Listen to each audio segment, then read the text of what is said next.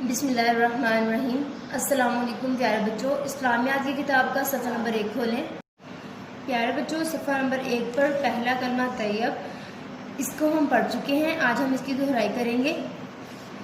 پہلا کلمہ طیب، طیب معنی پاک، لا الہ الا اللہ محمد رسول اللہ، لا الہ الا اللہ محمد رسول اللہ۔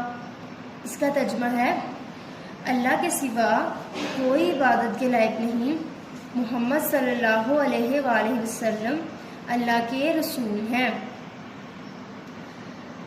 لا الہ الا اللہ محمد رسول اللہ، لا الہ الا اللہ محمد رسول اللہ۔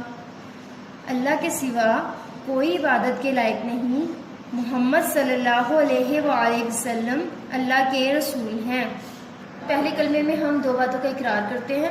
پہلی اللہ تعالیٰ کی وحدانیت کہ اللہ تعالیٰ کے سوا کوئی عبادت کے لائق نہیں، اور دوسری نبی پاک صلی اللہ علیہ وسلم کی رسالت کا کہ نبی پاک صلی اللہ علیہ وسلم اللہ تعالیٰ کے رسول ہیں۔ سوچیں اور بتائیں کہ عبادت کے لائق کون ہے۔ پیارے بچوں، آپ نے پہلے کلمے کو 10 دفعہ پڑھنا ہے تاکہ آپ کو اچھے سے یاد ہو جائے۔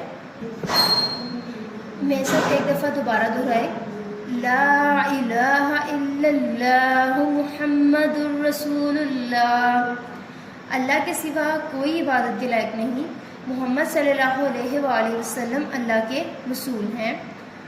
اسے اچھے سے یاد کریں۔ اللہ حافظ۔